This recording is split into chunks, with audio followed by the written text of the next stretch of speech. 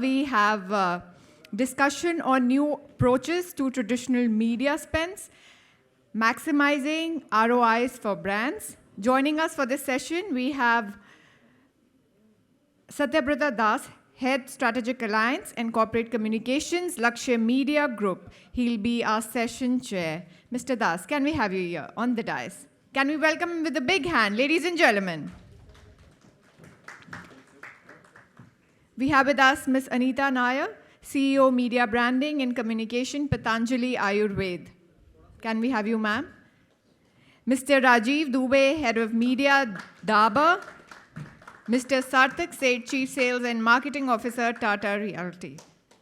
Hello. Once again, a big round of applause, ladies and gentlemen, for our panelists.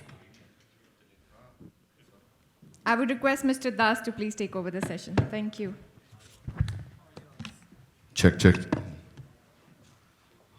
I don't know how to take over because Shashank did an amazing presentation. I was thoroughly looking at how they explore, to go to individual level and understand their entire cycle and then reach out. Brilliant.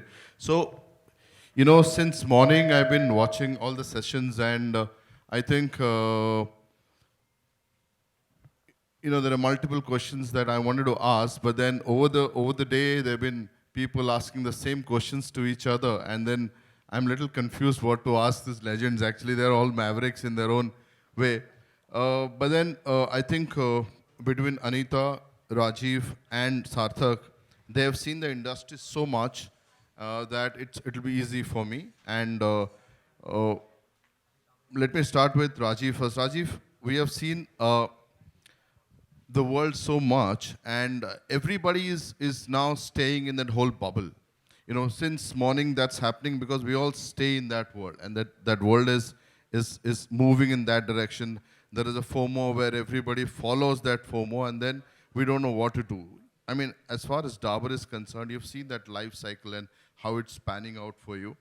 Tell me, being a marketer who has seen it grow over a period of time, how do you plan on a mix now? Because it's so challenging with both traditional media and digital media. How do you balance the whole ecosystem? See, ultimately, what matters is business, right? Correct, absolutely. So anything which can bring you business is what matters. So it's not about the medium. It's all about the consumer, about the customer. So if a medium is giving you business, helping you do business, that's what matters ultimately. Earlier it was TV, now it is TV plus digital, but ultimately what you're doing is that you're reaching out to consumers through video advertising mostly, top of the funnel. Bottom of the funnel, you're trying to convert the consumers who are already there in that ecosystem. So ultimately it's all about business, so wherever you find consumers, you'll go with that medium. It's not about one versus the other. It always complements, the both mediums complement each other. So many here would like to know, because there was a time, say, in the early 90s, we're completely, the trust level with the traditional media was very high. And then all of a sudden, people started writing off print and writing off a bit of some part of television. But then, as a marketer, what was your thought then? That should I completely go out of print, or should I kind of manage between print, TV, and so how did you go on that? So, in fact, in terms of trust, I think the print medium still has the highest amount of trust, right? Correct. Yeah. And even TV for that matter. Even you look at new age advertisers like, if you go and talk to the QSRs, which are, say, limited to fewer cities. Correct. And they want to advertise. Ultimately, they want to be on TV. People ultimately want to be on TV so that, the credibility of their advertising is much higher on television. Look at companies like Google, when they make a cell phone and they want to sell the cell phone, where do they go to? They go to newspaper to sell the cell phones. Why don't they advertise on their own platform, which is supposedly the biggest in the country and the whole world? So why they do is because the trust, right? Trust. Correct, absolutely. Trust still, in terms of trust in the traditional media is still there. It's not gone away anywhere. Just that there are other options available which are more targeted and more focused towards the consumer. So that is welcome too.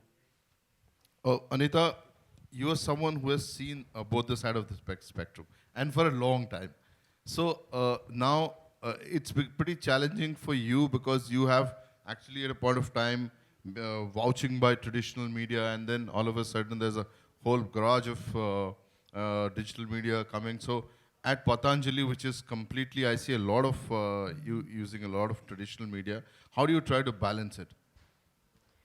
You know, I think it's interesting to see how the landscape is changing. So I'll just take 2 seconds Yeah, to... please. A lot of them would like to know how, agency perspective, coming into a brand, you're the best person to tell that actually. Not sure about that, but yeah, I think the perspectives have been very different, One has evolved. So I have about 3 decades of experience in the industry, and, we used to plan only with Doordarshan. So I've seen the transition from Doordarshan to OTT. I've seen the transition from typewriters to today, smartphones. So there have been a lot of blocks in between, and we, as marketers or advertisers, have always tried to adapt to those situations. Because if we are not adapting to those situations, we will lose our relevance to the most important pillar, which is our consumers. As Rajiv rightfully said, I mean, finally it is the consumer whom we are trying to reach out, and he's the one or she's the one who's going to buy. Right? So to us, business, conversion, sales is what is extremely important. So in a country like India, and let me talk in this perspective, because, in the West, situation is very different. I mean, no longer newspapers, so to say, get printed in lakhs of copies the way they do here. Or no longer you have, 900 plus channels in various genres that happen only in a country like India. So I think there's a healthy combination of various media, because each one has a role to play. Each one has a very different attribute that it contributes, for a brand. And it depends on the objective of the brand, apart from sales, I'm saying, because, reach becomes extremely important. That is why people today are still on traditional television media. Correct. We all know the reach of digital. We are not denying that. We know geo-targeting can happen on digital, so we are not wasting money. We know exactly what audience to reach. But if you are talking about mass reach, and specifically for brands like maybe a Patanjali or a Dabur, where the reach is very, very important, then television becomes important. Absolutely. So the message that is going out today, we're talking about videos. So we are saying we are screen agnostic, right? Correct. So whether that video goes on TV, whether it goes on digital, you see it on YouTube, you see it on Facebook, wherever you do, I think the consumption of video is increasing, we are not untouched by the ad frauds that are happening. So, Correct. trust of the medium comes in there. However, digital, because of its measurement, accountability, focus targeting, I think becomes an important medium to that extent, because we know that we know where our money is going, right? Correct. Which probably is not as much in the case of a print or a television, but both in print and television, look at the reach. You cannot deny those reaches. So I think it's a symbiotic relationship between all media. I mean, today even outdoor is playing a huge role, right? Yeah. I mean, radio is has become so interactive that you no more want to look at radio for 30-second jingles, but you're talking, the RJs are kind of, behaving as influencers for you.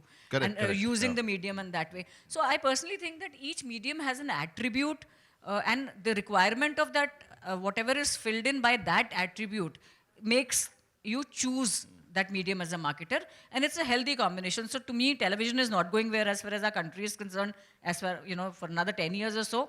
Digital, you were talking about FOMO, right? I think when digital happened, everybody jumped onto the bandwagon saying, I'm doing digital, without even realizing where the money is going, right? Absolutely, yeah. Now you will find that in the last 2 years, digital is not growing at that fast pace that it was earlier, because now everything is becoming measurable. You're asking for ROIs for everything. Absolutely, so essentially, for any marketer, I think it is very important to understand as to how is he capturing his audience.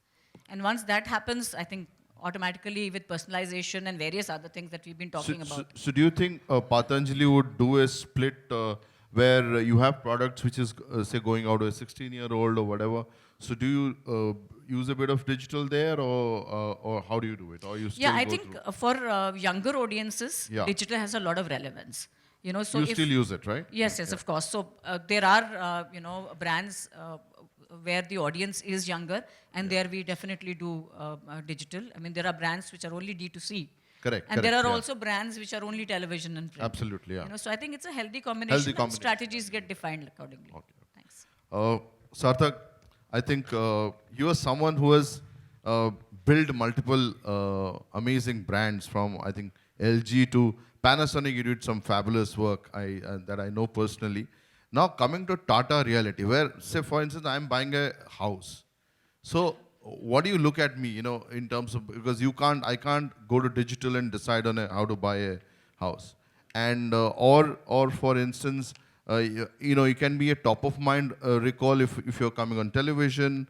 Maybe outdoor is an amazing medium for real estate player. I mean, people who are there, I'm seeing that. I mean, major spenders and outdoor. So what kind of mix do you look at? I mean, is it a combination of digital and traditional, or how do you plan your mix? Well, Satya, yes.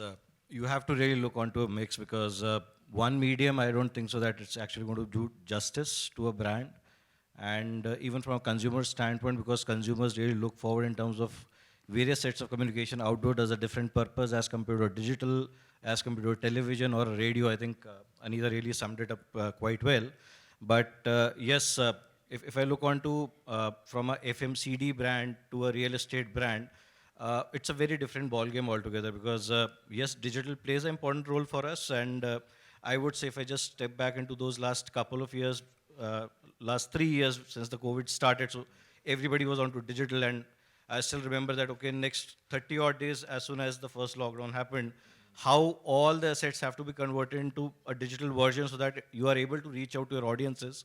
But again, while you look into a digital piece, we are into real estate. Nobody is really going to buy only seeing digital. Everybody is like, okay, I want to really check out the product myself. I have to be there at the site, whether it is like, whether you're going to launch it or whether it is ready to move in inventory whatsoever. Still, you want to go check it out. So I would say phygital is the word for us. Yeah. So whatever we do on digital, but phygital is there. Secondly, in case of real estate, I think it is very much micro-market centric. And when I say micro-market centric, we might not be doing so much of television, because yes, we don't really want to reach out to the audiences across India, because I know that, okay, almost 70 to 75% of my consumption is going to happen in that 8 or 10 kilometer radius of a project. So that is where I think outdoors really play a very important role. I would say radio also plays an important role for us.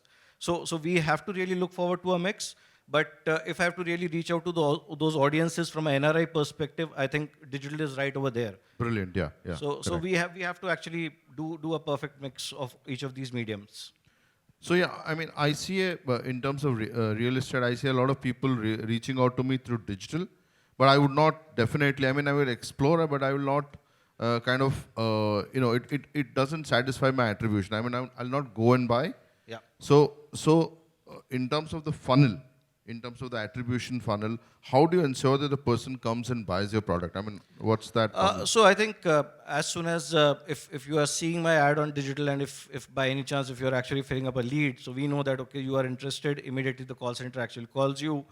We give you that, okay, what the project is all about. We give you a summary. We also check onto your budget. What's the configuration, what you're looking onto, wherein we say that, okay, yes, you are somebody who's much interested into the product. Immediately, once we qualify you, immediately the team is going to actually reach out to you. They're going to give you more details.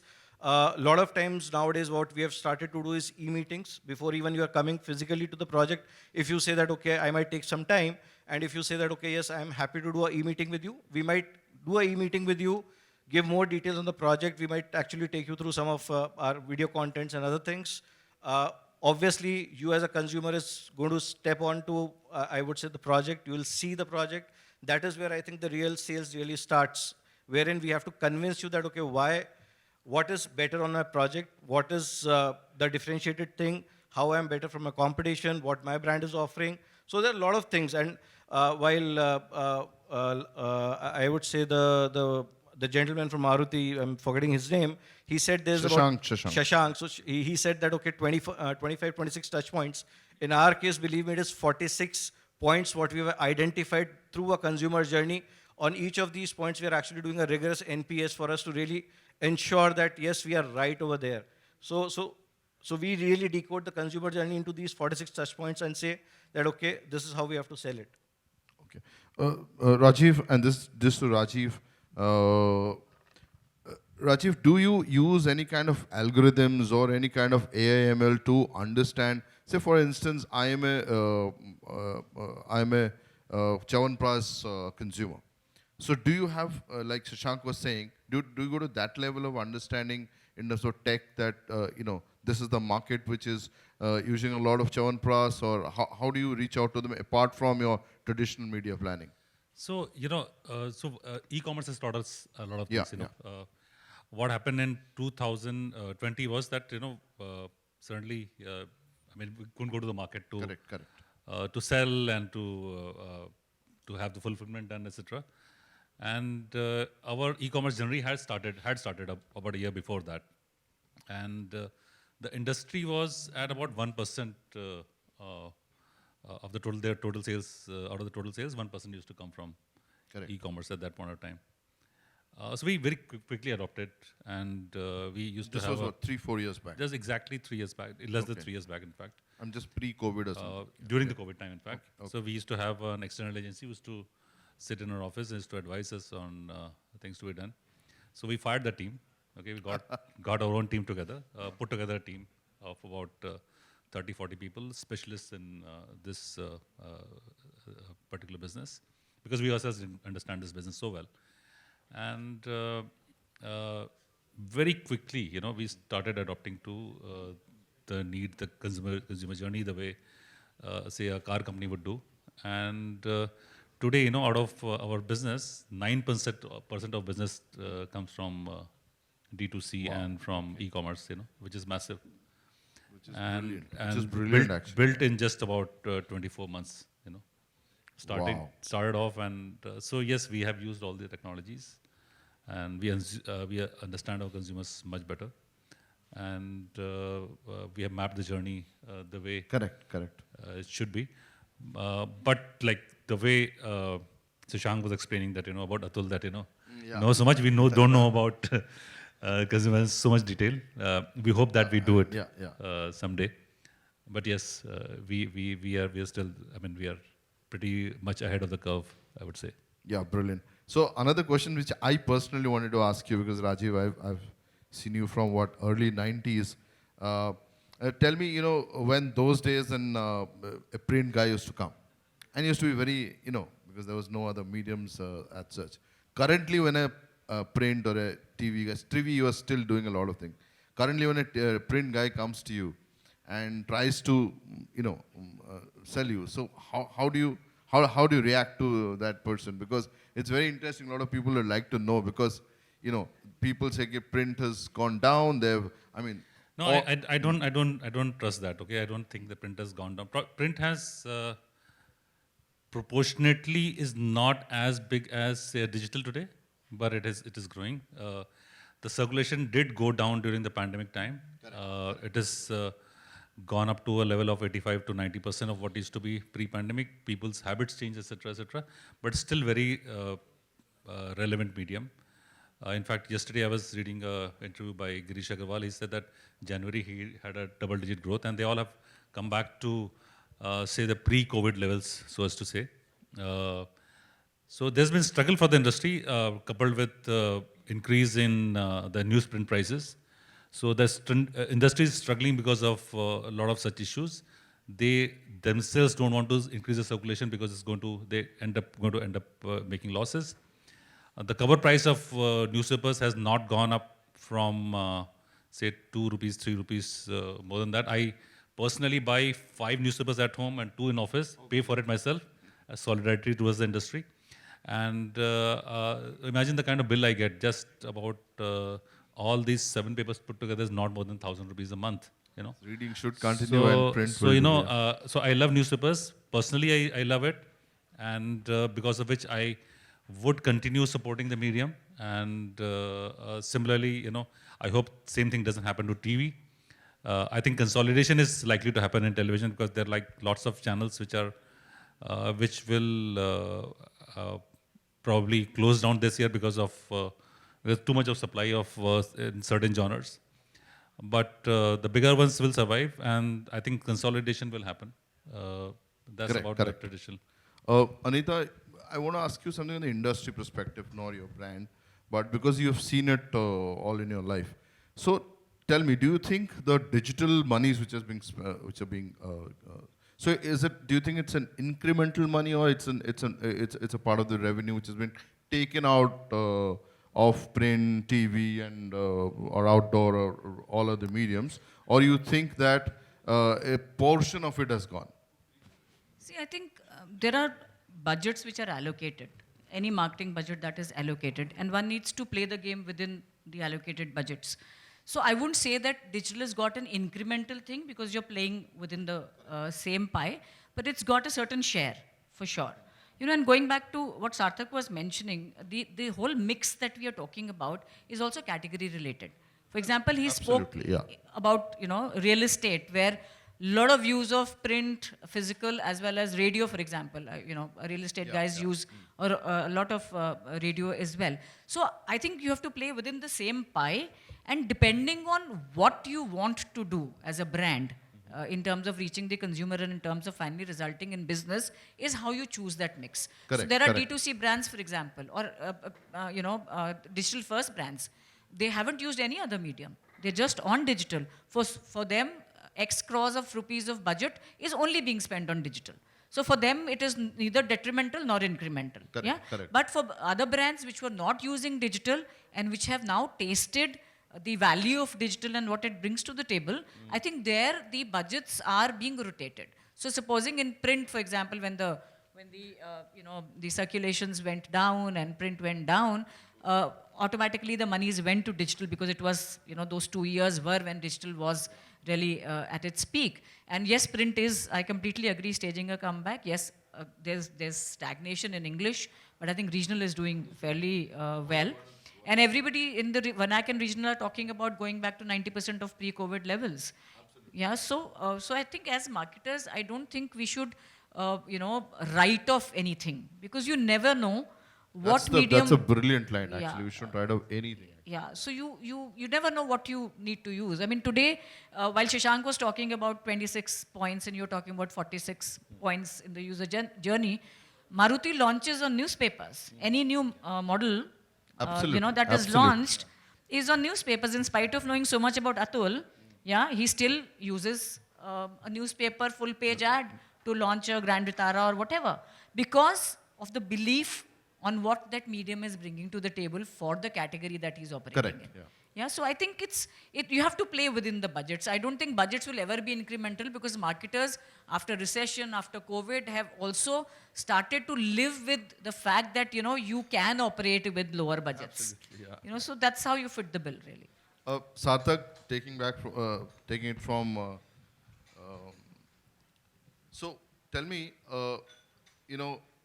for brands which are doing only digital first, do you think brands can only survive on digital first, or do you think they have, for impact, they have to take traditional media like in print or outdoor? Because I'm seeing all the big brands in the world, whether it is Netflix with Amazon Prime or it is Google, they are big time in outdoor.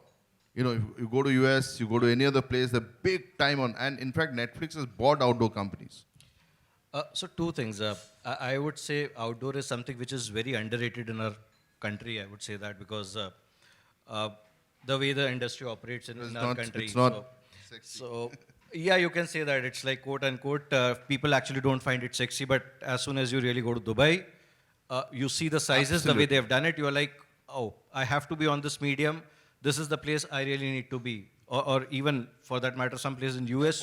All airports. Airports, it's fantastic as a medium. And I would say like now the digital out of home, it is really going to, I would say it's going to give you more ROIs, because then you can really plan your creatives. You can say that, okay, during different periods of a day, you can actually run various different ads and whatnot you can actually do. You don't have to really worry about that, okay, if a flex is torn, then what is going to happen? So that's one side of it. While we're speaking about outdoors, the other side, what you asked was, sorry, can you repeat that? No, I was saying, can they only launch in a digital first? Yeah, sorry. Yeah, coming back to the brands. So again, it's all about what is the revenue a brand is earning, what sort of reach the brand is really want to create. So let's take an example, like a boat, for example. When they started small. They really wanted to reach out to their audiences. They said, okay, digital might be the first way. But now, when they have really made it big, so you have seen a front page Times of India ad. So obviously the brands also look in terms of the impact I would say a print is really going to create for them. Or for that matter, when Amazon or Flipkart was actually wanting to make it big in India, though both of them are like completely e-commerce brand, everybody knows if you have to go to Amazon, this app, okay, but still Amazon was investing almost close to about 200, 300 crores on television. Absolutely. Because they really wanted to be make it big. Or even today also, it's like if it's a Great India Festival sale, the first thing what they do is it's a front page ad what they're actually doing. So Correct. It might be a digital first brand, but again, the thing is that, okay, if you're wanting to reach out to the higher number of audiences, what sort of, I would say the reach awareness, what you really want to create for your brand, you have to have a mix. And you have to go back to a traditional medium to really say that, okay, this medium is going to give me that incremental reach. So Sarthak, you have projects in multiple places in the country, okay. So can you use a traditional medium and mix digital medium with it and go hyper-local? For instance, you have a project coming up in, say, Orissa, Bhubaneswar. How do you plan for that? Do you geofence that place, you go hyper-local? What are your... Yeah, like the way I said initially also, it's like we have to play with all the mediums. So obviously for Bhubaneswar, I won't look forward to a television as such. But yes, we do have our own databases because it's like in Bhubaneswar, it's going to be phase 3. So I already have a certain database during the first 2 phases. So in case of real estate, it is very interesting. I would say referral loyalty actually contributes to almost close to about 10 to 15% of your sale. That is the first thing itself that, okay, if you've got your database, you can still reach on that database. That is one.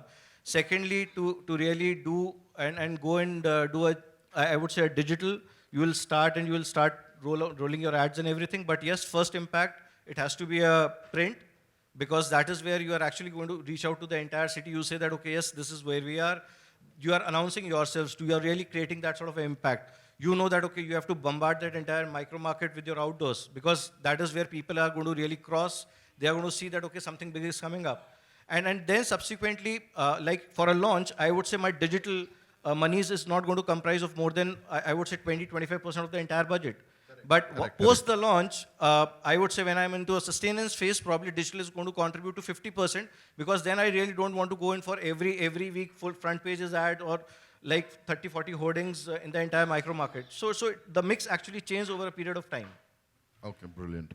I think in the whole day, one thing which is not touched, which I personally feel is working really good, is called the creators economy and the influencer market. I think over a period of time, the whole day, nobody touched upon that. Rajiv, tell me, as Dabur, as a brand, do you look at influencer marketing, organic influencer marketing, and the creator economy? Do you get into that space? Absolutely. In fact, as a company, we have like all kinds of products, like from oral care, hair care, skin care, home care, healthcare, all these products sell in different geographies, and we need different kinds of influencers in each market. So starting from, say, a big influencer like Amitabh Bachchan, Akshay Kumar, Kareena Kapoor, to say a mid-level like TV stars, etc., to small influencers like which are like known very locally in a geography, to a nano influencer. In a year, approximately last year, we used over 6,000 influencers all put together. Who created like different creatives and different kind of content across different geographies. 6,000 last year. Wow. And this year number is these still are not paid known. influencers. Paid, paisa de karke. Wow. So, I want to become an so influencer. 6,000 influencers we used last year, all put together. But imagine, the cost for the biggest one would be equal to probably all of them put together. But unlike Patanjali, we don't have the influencer. We have to use 6,000 of them, which is equal to what Patanjali uses. So they have Swami You don't Ramdev. need to pay oodles of money. It doesn't have to pay. don't have to pay, and so we have to use, and it's been very successful because it leads to a lot of word of mouth, leads to, you can be sure of what you're buying. People do look at influencers to get conviction in whatever they're buying. It really helps. I wanted to ask you this question because next I'll ask her. No, I think people should know. Tell me, Anita, have you ever tried to convince your boss that we also need some other influencer than you? When you have the biggest influencer on your side, who dare to do that? So the answer is no. Yeah. Okay. But coming back to influencer marketing, I think advertising is a lot of herd mentality as well. While everybody is using influencers, I think the influencer marketing strategy needs to be very well thought through and Please should elaborate on run this, please. synergies with the brand. It cannot be just herd mentality that anybody and anyone, can. Rajiv can't, for example, influence a hair oil, right? So the question is that your brands have to fit those. No offense meant, Rajiv. Yeah. So He looks more handsome Yeah, without absolutely. hairs, trust me. Absolutely, I agree with you. So I'm just saying that, the influencer marketing strategies also have to be well thought through. You can't just force fit an influencer just because he's got or she's got millions of followers. I think many brands are not really doing that thinking right, because you'll find very irrelevant brands being promoted by irrelevant influencers just because they've got millions of followers on them. Yes, influencer marketing makes a lot of difference. And today what we call influencer marketing is what we used to call endorsements earlier. Absolutely, right? yeah. So Yeah. In traditional language, it's always been celebrity endorsements. But what is important today is, and which is where I think one needs to really pay attention, is the proliferation of influencers in regional markets. The nano or the micro influencers who are coming on board, because to serve a regional market, it becomes very important to look at those influencers because of their their sync with the audiences in those markets. So I think those strategies work quite brilliantly. We've also used a few nano and micro influencers and reaped some good commerce out of them. So like any other medium that you're talking about, brand strategies need to be thought through with that medium as well. I think you have used reality shows really well, I Yeah. would say. And then your engagement in reality shows have been really well. Huge, yes, yes. Okay. Now, Anita, tell me, in terms of, because a lot of people who are in planning and buying would be watching this or will watch this because we're one of the best panels today. Tell me, what do you have to tell a new age buyer or planner as to in terms of what kind of mix will he look at when he's planning his media mix for a client? Because you've also seen that side of the... So, I touched upon that in the earlier conversation that we had. Firstly, not to put blinkers, because very often if everybody is talking about digital, people will only go after digital. And, digital is a very abused word. Absolutely, yeah. Because there is so much happening in digital. There's performance, there's social, there is your regular display advertising, there's branding, there's search, there's tech, there's MarTech, there are various kind of techs happening. So that also, we all very loosely say, digital kar lete hain, that kind of a thing. Correct. But I think what is important within the digital piece, whether it's e-commerce or D2C or whatever you're talking about, that also becomes extremely important. So first thing is that I don't use blinkers. Like I said, don't write off any medium. And I think it's important to be true to what the brand needs to reach the consumers. Correct. Yeah. I think we are somewhere, the new age guys probably either, I don't know whether it's lack of knowledge or not, because I remember we were caned by Rhoda Mehta, who's the... Brilliant name. Big round of applause for Rhoda Mehta, man. Yeah, she's been the mother of media planning in India. Absolutely. I have trained under her, and she used to tell us, go to the market, go understand your consumer. What are you doing sitting here? And she would just randomly come to the room and say, Acha, daily Thanti, how many editions? So somebody would say 13, rattle off. So Tiruvananthapuram, this, that. And today, it's so sad that when you go to planners and they say, Acha, Thanti? What Thanti? I absolutely buy it. So it's a little sad situation. Again, no offense meant. But I think, it's important to be very close to your consumer, understand them well, only once you know the consumer, and which we today say, follow the consumer journey. Connect them with the various touch points. These are all new words to understanding your consumer. So that is very important, because only when you do that, automatically the medium will fall into place. You don't need to really say, oh, should I use 20% in print, 30 in television, 60 in digital? Doesn't work like that. I completely resonate with what she's saying, because we all have seen it. Rajiv, now, when I remember I going to one of your competitor brands called Baidyanath long back in the early 90s when I launched ETV. I was sitting with the proprietor, founder, and then, as usual, television, this, that, buy this spot and all that stuff. All of a sudden, he calls all his dealers and distributors to the same room, and his sales team. And tells, अच्छा आप ये program देखते हो, आप ये channel देखते हो, आप ये करते हो, वो करते हो, because ultimately he's going to ask them and he'll take their idea. So, and that was his way he used to judge and plan and stuff. Tell me, from those days to today, what things have changed with founders, because you work closely with founders? Nothing has changed. So we ourselves, what we do is that we every quarter we have a survey. Yeah. We go to about 3,000 to 4,000 people across the country, and we get to know their preferences. At times what happens is that you find some outliers in the BARC report, and those outliers get thrown out of the mix, the moment you go to your distributors and dealers. And so we don't go to distributors only because it becomes very, very skewed towards male and, towards one community, etc. So we'd like to speak to their wives or say sales officers who are very local. You do that? Yeah, we do that. As Wow. of now, also we are undergoing a survey right now, and it happens every quarter. Every quarter we do. Brilliant. So, Because otherwise, what happens is, and secondly, doing a market visit.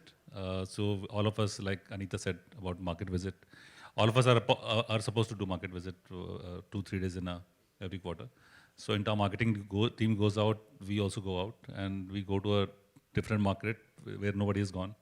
I mean, I've never gone before those kind of places. really helps. And really helps understanding what is there on the shelf, what is the competition, and what is happening in the market. You speak to the shopkeeper, he'll give you a different perspective about media, about what's happening, etc.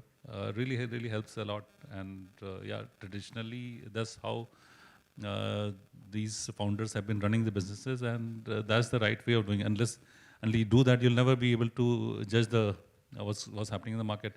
It's very easy to say that, I'm a cord cutter, I don't watch TV, I've disconnected everything, and, I'm woke and everything. But ultimately, business happens when you speak to your consumer directly, right? Absolutely. I think there's a big... Sarthak, I was planning to, because there are two things which in the whole day they have not touched upon is, one is experiential marketing and MarTech. I don't think we have time, but then if you can quickly tell us as to, in terms of your Panasonic days, I mean, how did you look at experiential in terms of events, local events, and how did, because I think that would go complemented traditional media, so it will go like that. So how did it help you, and are you still doing that when you do Tata Reality? Yes, I think, let this buzzer go first. So I would say experiential marketing does help, because that's where you really want to reach out to the consumer. You have to showcase a product. It's more about that touch and feel experience.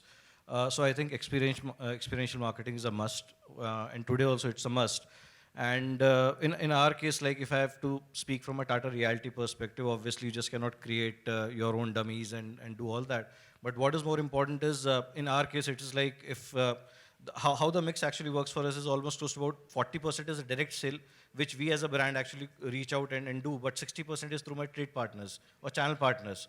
So I have to create those engagements still with my channel partners. You need to have those channel partner meets. You have to really showcase your product to them. You have to ask them out. You have to tell them that, okay, this is what it is. You really do an entire session along with your channel partners. And so I think it's in a different way, but again, it's a degree of experiential. Only what you are actually creating with channel partners, they are being convinced that, okay, why this product is going to sell, how we are better as compared to our competition. So I think it does the trick for us. Okay, to sum it up, I hope all of you enjoyed. To sum it up, I think, guys, traditional media is not going anywhere. Trust me, it's not going anywhere. It's going to be there.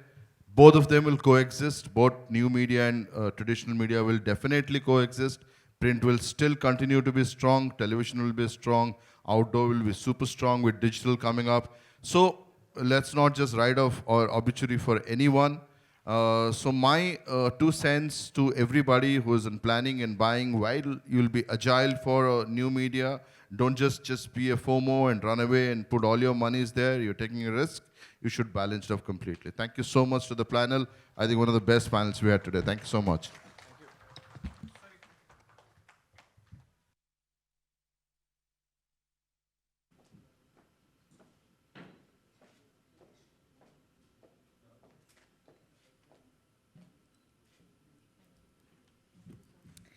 Thank you so much, Mr. Das, for moderating this session so well. A big round of applause for our panelists, please.